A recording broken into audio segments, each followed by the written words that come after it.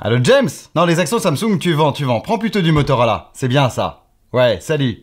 Ça, c'était le petit geste hyper fashion qu'on faisait il y a quelques années avec le Motorola Razr. Désormais, on peut le refaire ce geste avec des écrans tactiles grâce au téléphone pliable.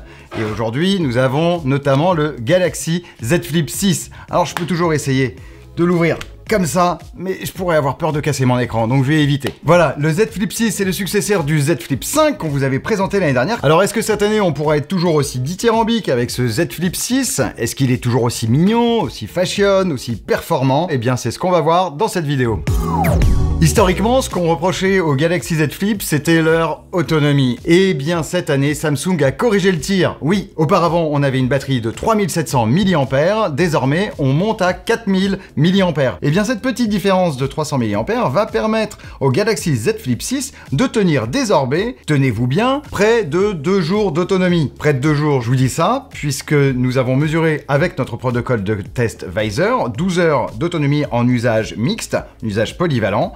Donc ce qui équivaut peu ou prou à 2 journées de travail. Alors si le Z Flip s'est amélioré côté autonomie, Samsung n'a pas poussé le bouchon trop loin malheureusement et demeure avec une charge filaire assez lente. On est sur du 25 watts et en sans fil sur du 15 watts. Là où la concurrence, Motorola en tête, est à 45 watts en filaire et 15 watts également en sans fil. Donc cette typologie de charge offre au Z Flip eh bien, une vitesse de charge assez lente.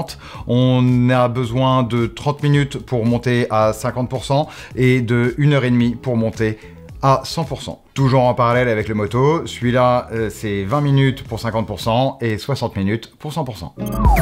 L'autonomie, c'est la principale nouveauté de ce Galaxy Z Flip. Néanmoins, quand on le prend pour la première fois en main, eh bien, on se rend compte aussi que son design a légèrement changé. Je m'entends, légèrement, puisque on conserve un écran de 3,4 pouces à l'avant, on a toujours les deux capteurs, mais désormais ils sont cerclés joliment du même coloris que la coque du téléphone. L'autre nouveauté, eh bien, ce sont les tranches du téléphone. Les tranches qui désormais sont beaucoup plus plates et je trouve, à titre personnel, ne rendent pas très agréable le maintien du téléphone en main. L'autre petit grief que je pourrais avoir par rapport à ce design, c'est l'intérieur. Bien évidemment, l'écran pliable est protégé par un cadre et ce cadre, eh bien, il est légèrement surélevé. Et contrairement à Motorola qui sur ses Razr 50 eh bien, a créé cette petite bordure légèrement arrondie, légèrement bombée, et bien ici c'est abrupt, c'est comme les tranches, donc ça fait un petit peu mal, ça grippe un petit peu lorsque l'on passe son doigt dessus. Et pour ceux qui comme moi utilisent la navigation par geste, eh bien le geste de retour fait automatiquement passer le pouce sur cette vilaine tranche. Pas très agréable. Bien évidemment, lorsque pour la première fois, on utilise le Z Flip 6, eh bien, on va l'ouvrir et regarder sa pliure. Est-ce qu'elle est visible? Est-ce qu'elle n'est pas visible? Est-ce qu'elle est sensible ou pas? Bon, allez, je crève l'abcès. Est-ce qu'elle est visible? Oui. Est-ce que autant que sur un Fold? Non, pas du tout. Est-ce que c'est gênant? Encore moins. Je l'ai oublié maintenant. Ça fait une semaine que je l'utilise. Ça me vient même plus à l'esprit de me dire est-ce qu'il y a une pliure ou pas. Si on veut vraiment être tatillon, chez Motorola, c'est légèrement moins accentué. Voilà. Fini pour la pliure. Du point de vue résistance, eh bien, on peut l'ouvrir et le fermer jusqu'à 200 000 fois selon Samsung. On n'a pas pris le temps de faire les tests, vous nous en voudrez pas. Toujours, côté robustesse, il est certifié IP48, donc c'est-à-dire qu'il est résistant à l'immersion dans l'eau, mais pas dans la poussière. Attention aux incrustations de petites particules au sein de la charnière, il y est très sensible. D'ailleurs, ça m'est arrivé depuis quelques jours, par moment, d'entendre un petit... comme si une petite poussière était écrasée à l'intérieur. Bon, on verra bien. On peut parler du dos, qui est désormais mat sur tous les coloris disponibles sur le Z Flip 6. Sur le contour du téléphone, donc bien évidemment, on est en aluminium, donc c'est très agréable au toucher, c'est assez résistant. On a d'un côté le tiroir SIM, qui présente un léger défaut. Alors, outre qu'il soit d'une teinte légèrement différente au reste du téléphone, mais c'est pas trop grave, passons, c'est surtout qu'en fait, il l'affleure pas complètement. Tout petit détail, mais à 1 200 €, on s'attache au détail. De l'autre côté, on a le bouton de volume et le bouton d'allumage qui fait également office de capteur d'empreinte. Celui-ci est réactif, performant et surtout permet un accès rapide à l'appareil photo, et ça j'aime beaucoup. Pour la partie photo, on a le droit à 2 capteurs à l'arrière, un capteur à l'avant, 2 capteurs à l'arrière qui sont composés d'un ultra grand angle et d'un grand angle. Attention, différence notable cette année, nous ne sommes plus uniquement sur du 12 mégapixels, mais nous passons à du 50 mégapixels sur le capteur principal.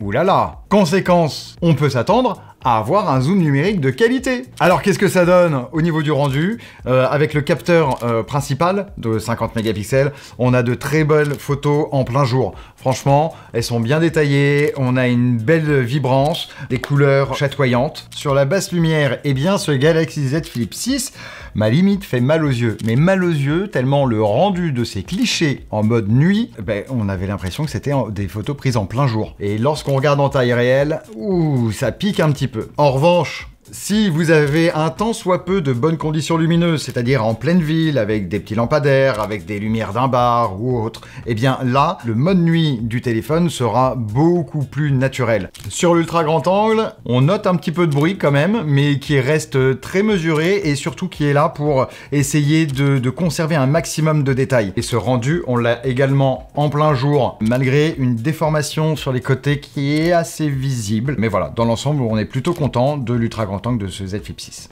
Alors l'ultra grand angle on est en 0,6, le grand angle on est en 1 et non il n'y a pas de zoom optique. Mais on peut monter jusqu'à x10 en numérique. Et grâce à son capteur de 50 mégapixels, le Galaxy Z Flip 6 se débrouille franchement pas mal lorsqu'il s'agit de cropper dans une image en x1. Dans toutes les photos que j'ai prises, de jour, c'est utilisable jusqu'en x2 en plein format, c'est-à-dire en affichage sur un grand écran, jusqu'en x4, x10 même sur des réseaux sociaux, ça tient largement la route. Et ça c'est aussi valable de nuit sur le zoom. Alors en x10 on oublie, ça c'est net. En x4, faut y aller doucement. x2 c'est vraiment encore exploitable et surtout on s'aperçoit vraiment qu'il y a une volonté de conserver les détails, avec du bruit certes, mais sans aberration, sans bouillie de pixels, des trucs qui sont vraiment pas mal. Il y a le mode portrait également, il est vraiment bien. Il donne un joli bokeh, bien détouré, on n'est pas sur de la coupe à la serpe. Et surtout, on observe en fait qu'il y a un flou progressif qui vient se déposer autour du sujet, qui donne une belle profondeur, permettant de détacher vraiment le sujet, sans faire comme s'il avait été posé sur un fond artificiel. Et ces autoportraits, l'avantage c'est que on peut les prendre soit à l'intérieur, soit à l'extérieur. Eh bien oui, avec l'écran externe, on peut tout simplement prendre gentiment ces égaux portraits depuis la caméra externe qui se retrouve donc face au sujet. Et c'est préférable d'ailleurs d'utiliser cet écran externe pour prendre ces selfies puisque le capteur interne du téléphone, lui, est de 10 mégapixels et n'offre pas forcément un rendu des plus flatteurs. Non, vraiment, on préfère l'utiliser fermé avec les capteurs externes. On a vu la photo, on voit la vidéo maintenant. Le Z Flip 6 est capable de filmer en Ultra HD jusqu'à 60 images par seconde. Et ça depuis son écran interne et son écran externe. Cependant, puisque lorsque l'on prend naturellement son téléphone, n'importe qui, et moi le premier, je double-clique sur mon bouton d'activation, ça me permet de lancer mon module photo-vidéo. Là, je bascule en vidéo. J'ai l'impression que, en fait, je vais me filmer en 60 images par seconde. Et Quad HD, normal, c'est ce que j'avais à l'intérieur.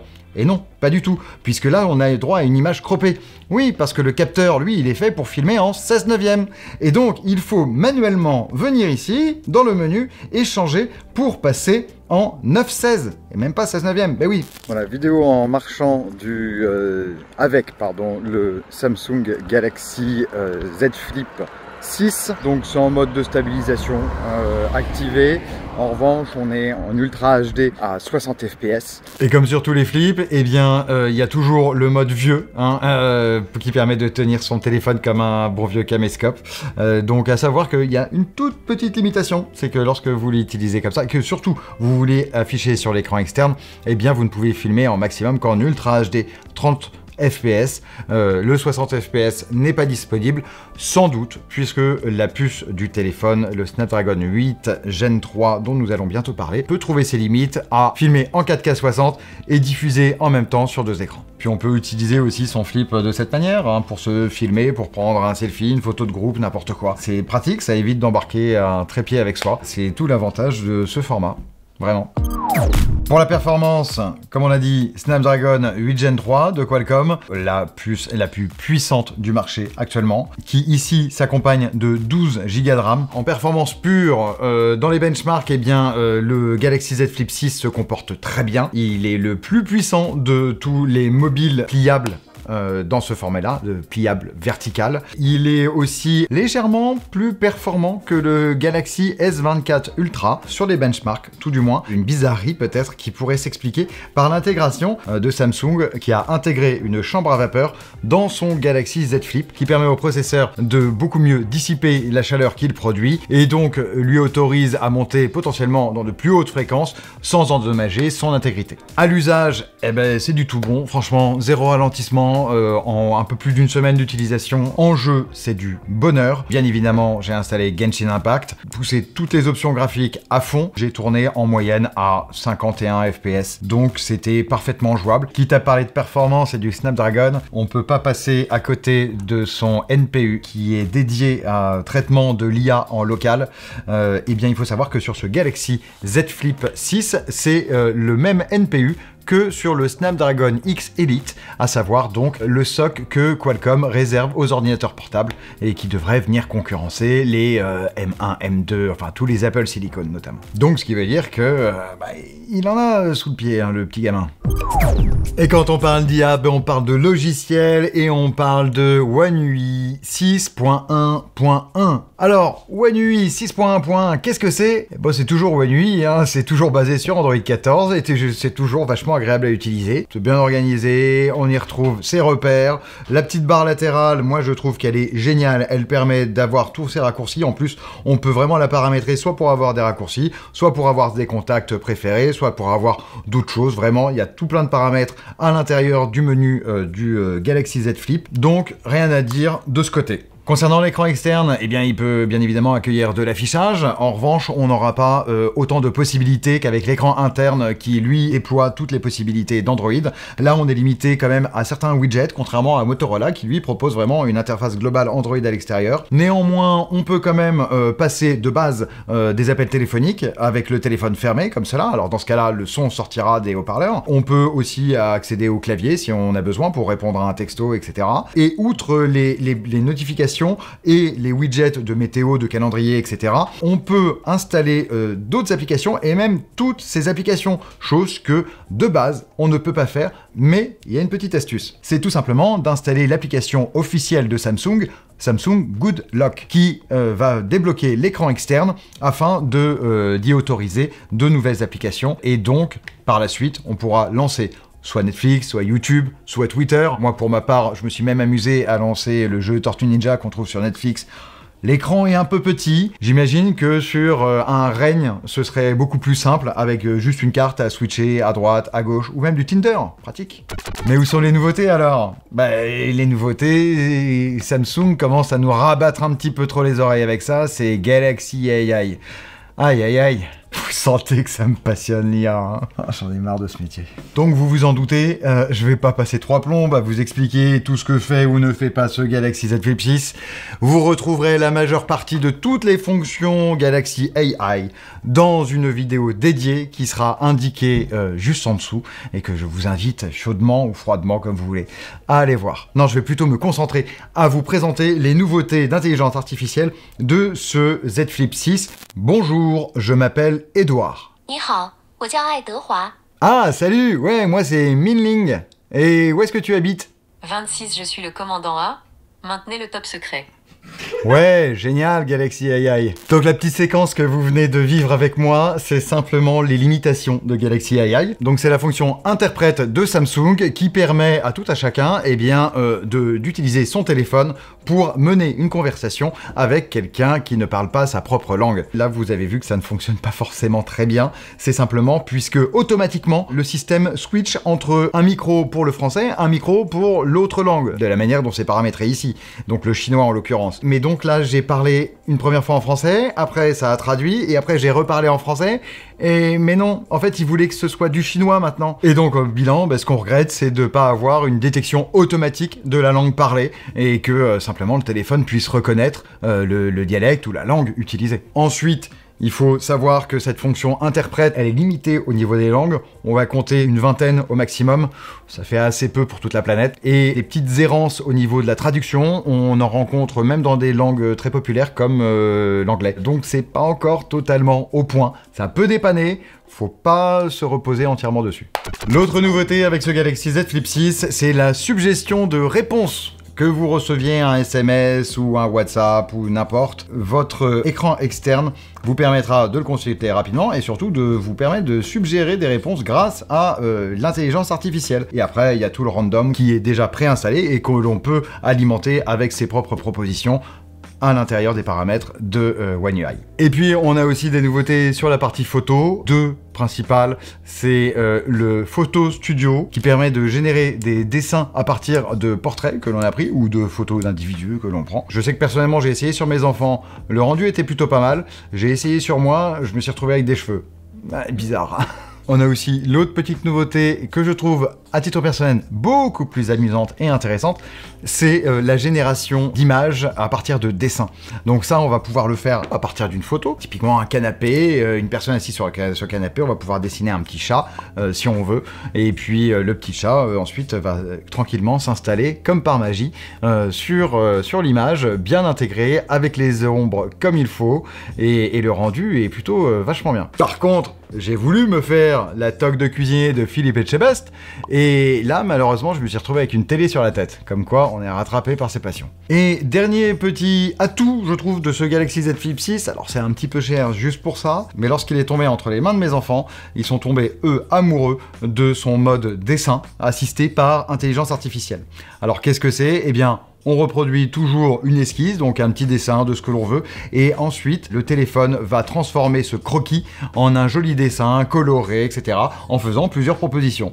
Et franchement, le résultat est plutôt bluffant. En partant de juste 2-3 traits d'une petite fille de 3 ans, on a réussi à avoir de jolies baleines, elle était ravie, des étoiles plein les yeux. Voilà, et on peut pas achever cette partie logicielle sans évoquer bien évidemment la durée de mise à jour de ce Galaxy Z Flip 6, et bien comme les S24 et comme le Z Fold 6, il profitera donc des 7 ans de mise à jour de Samsung. 7 ans, ça permet de voir venir longtemps, tant sur la sécurité, mais sur également les mises à jour majeures d'Android. Et comment parler d'un téléphone Samsung sans évoquer ses écrans? Sur le papier, je vous le fais rapide. À l'intérieur, on a une dalle AMOLED de 6,7 pouces qui affiche en Full HD+. Elle a une fréquence de rafraîchissement adaptative, donc LTPO, qui lui permet de moduler de 1 à 120 Hz en fonction de l'utilisation qu'on en a. Pour les réglages de l'écran, les réglages colorimétriques, etc., Samsung s'embête pas trop. Il y a deux modes, vif ou naturel. On les a testés tous les deux, et le naturel, c'est pas le plus naturel. Le plus naturel, c'est le mode vif. Et surtout, il y a un truc de dingue, c'est que on fait les mesures en SDR et en HDR, et en HDR, la luminosité maximale, mais elle explose tout. Samsung nous promettait 2600 nits. Au final, on a mesuré 2500 nits. Alors 2500 nits, ça vous parle peut-être pas vraiment, mais je vais vous donner un contexte.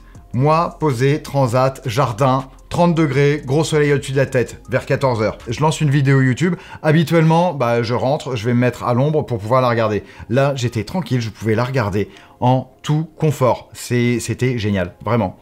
C'est top pour ça. Bon, alors l'écran externe est pas aussi lumineux que l'écran interne. Néanmoins, il se débrouille plutôt pas mal. Cet écran externe, eh bien, comme on l'a dit auparavant, il ne bouge pas cette année. C'est-à-dire que l'on conserve une diagonale de 3,4 pouces. Moi, ce qui m'embête un petit peu, c'est le menton qu'il dégage sur le bas. Il faut savoir que Motorola, de son côté, a pris le parti, eh bien, d'englober les capteurs photo de son Razr 50 Ultra et donc de prolonger son écran tout autour. Alors certes, la zone n'est pas utile, mais visuellement, le rendu, je le trouve plus sympathique.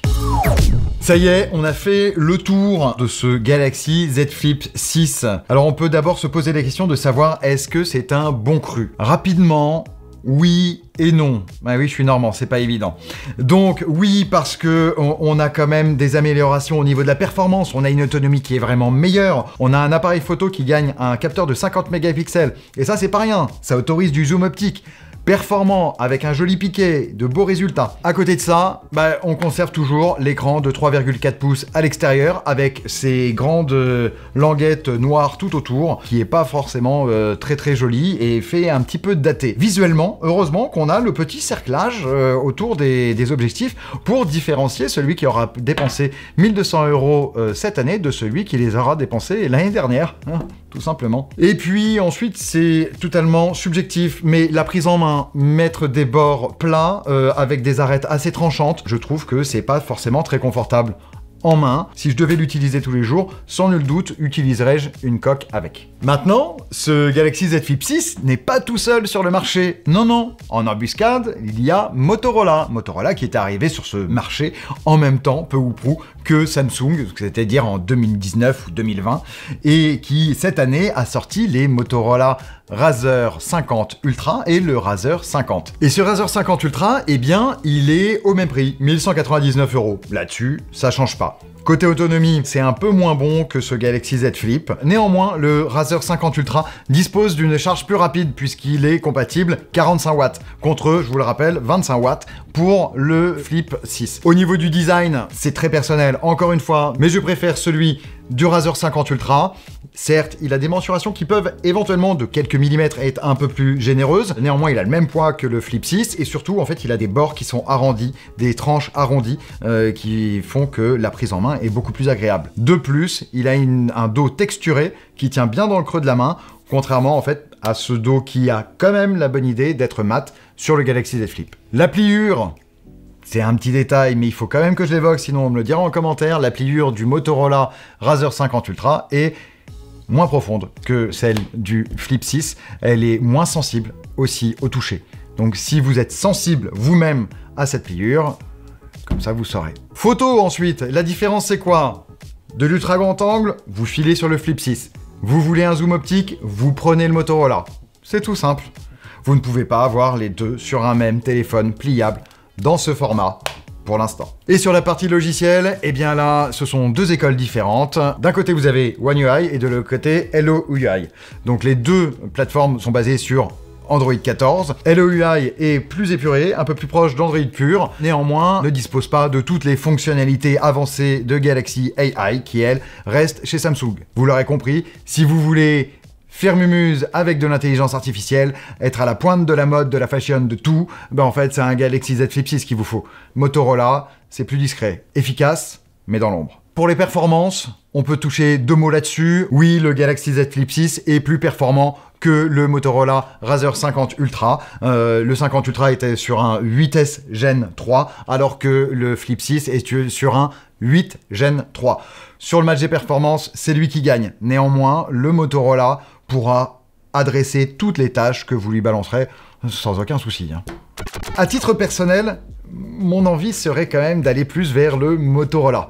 Pourquoi? Parce que j'en ai rien à faire de l'IA, parce que l'ultra grand angle, je m'en sers que très peu, alors que le zoom, je m'en sers tout le temps, parce que également, j'aime beaucoup la prise en main, je préfère la prise en main des Motorola à celle de Samsung. Et puis aussi, il y a juste un petit détail, c'est que chez Motorola, il n'y en a pas un, mais il y en a deux.